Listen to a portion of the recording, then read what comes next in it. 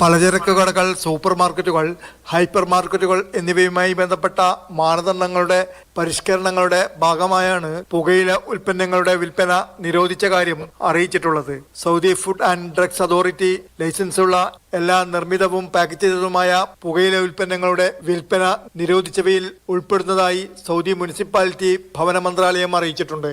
ചെറിയ പെട്ടിക്കടകളിലും പലചരക്ക് കടകളിലും പുകയില ഉൽപ്പന്നങ്ങൾ വിൽക്കുന്നത് നിരോധിച്ചിട്ടുണ്ട്.